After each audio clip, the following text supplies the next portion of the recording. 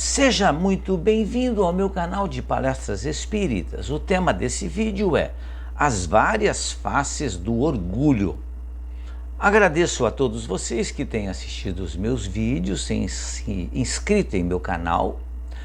Agradeço a Deus pela oportunidade da realização desse pequeno trabalho. Orgulho. Quantas vezes ouvimos repetir essa palavra, mas nem sempre nos aplicamos em entender o quanto o orgulho é pernicioso em nossa vida. Por isso, nesse vídeo, vamos relembrar especificamente dessa chaga da humanidade, que chamamos de orgulho, e das suas diversas formas de se apresentar. O Evangelho segundo o Espiritismo, que é o terceiro livro das obras básicas da doutrina espírita, nos ensina que o egoísmo e o orgulho são os pais de todos os males e, portanto, todas as nossas necessidades de aprimoramento moral são meras derivações desses males. Vejamos algumas faces pelas quais o orgulho se nos apresenta. Então, o orgulho se apresenta de diversas formas. Ele se disfarça muito bem. E muitas vezes nós, ao nos querer enganar, a gente dissimula, né? É como diz no texto, na dissimulação, porque não nos aplicarmos em sermos quem realmente somos, sem dissimulação, procurando nos amar como realmente somos. Então, o orgulhoso, ele dissimula muito, engana muito, porque, primeiro, que ele se julga superior aos outros. Em se julgando superior aos outros, ele não dá ouvidos ao que o outro está falando. Isso é terrível, porque nós todos somos filhos de Deus, criados da mesma forma. Se hoje nós temos diferenças em evolução espiritual e evolução intelectual, é graças ao fruto do nosso trabalho, mas nós continuamos sendo irmãos do mesmo jeito, filhos de Deus, queridos por Jesus, como nosso irmão. Mas o orgulho, ele se apresenta na inveja, por não admitirmos que alimentamos tais sentimentos e porque não procuramos enfrentá-los com determinação, humildade e dignidade.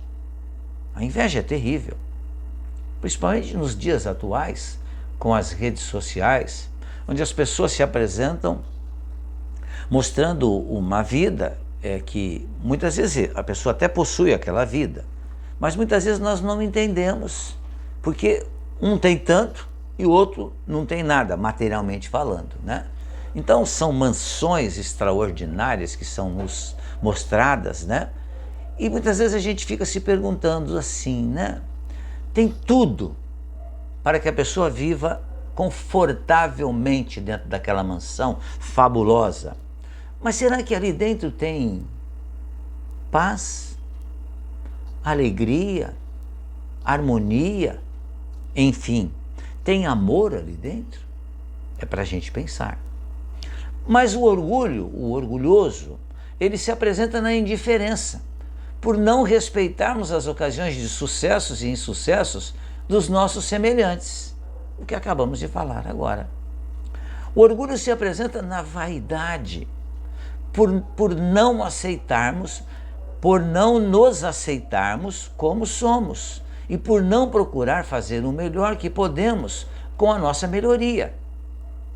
Eu tenho que reconhecer-me como um espírito ainda imperfeito, mas por outro lado eu tenho que reconhecer que eu tenho algumas virtudes, que eu posso melhorá-las ainda mais, sem orgulho. Mas eu não sou um coitadinho mais. Eu tenho realmente algumas coisas que eu fiz para me tornar melhor. Mas a vaidade muitas vezes faz com que a gente queira se apresentar superior ao que na realidade é. Mas o orgulho também se apresenta no desprezo Quando não conseguimos compreender que na visão de Deus, tudo tem o seu devido valor, por mais difícil que seja compreendermos. Tudo tem valor, tudo é importante, tudo tem uma importância relativa. O orgulho se apresenta também no personalismo, por não praticarmos a abnegação em nossas atitudes. Como também o orgulho se apresenta no preconceito, por não realizarmos análises flexíveis e imparciais. E o preconceito, na atualidade, ele é mostrado também com várias faces, né? Várias faces, né? Porque nós esquecemos de entender que o outro é o outro. Ele é uma individualidade. Ele pode usar a liberdade dele da maneira como ele acha que é correta. Não cabe a mim querer mudá-lo, mesmo porque ninguém muda ninguém. Mas é importante que a gente se lembre que cada um de nós carrega a cruz que lhe compete carregar, como Jesus nos ensinou, a cada um segundo suas obras, seu mérito. Portanto, cada um vai ser responsável pelas atitudes e pelas ações que fizer. Não devemos nos preocupar com isso. Por isso que o preconceito ele precisa ir desaparecendo aos poucos, porque são escolhas pessoais que as pessoas fazem e serão responsabilizadas por isso. Porque toda escolha precisa estar dentro das leis, tanto do homem quanto da lei de Deus também.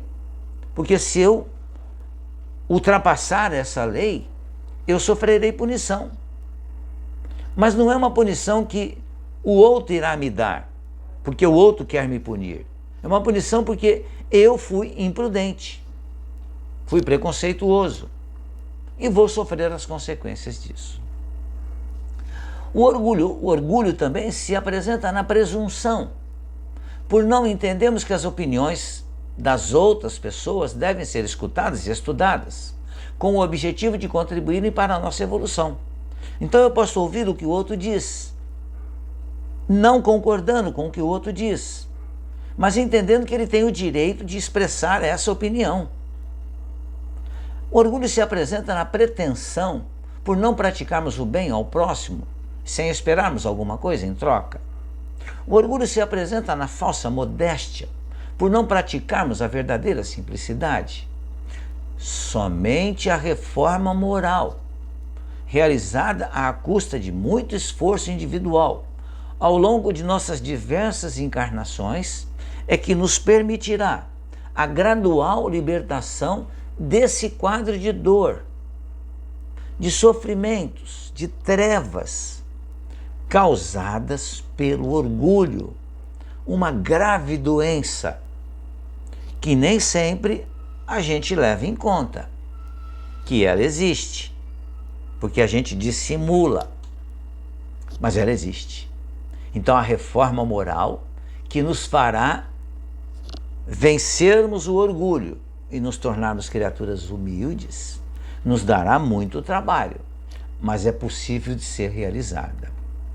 Deus, hábil médico das almas, nos proporciona situações cotidianas e os amargos remédios necessários à nossa conscientização e mudança. Medicamentos e lições que nem sempre estamos dispostos a receber. É como costumamos muitas vezes ouvir as pessoas dizerem: ou você muda pelo amor, ou você muda pela dor.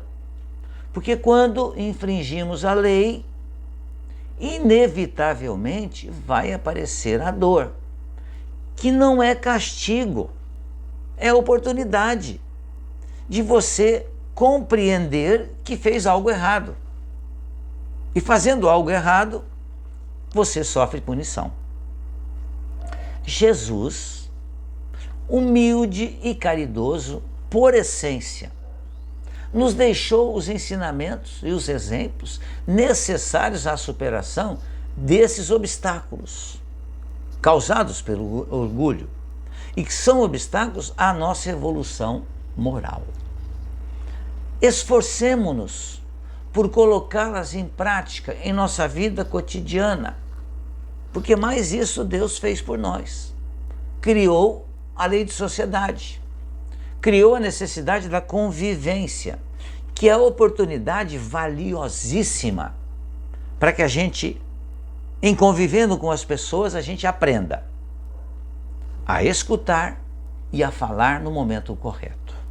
Aprenda a ensinar e aprenda a aprender também.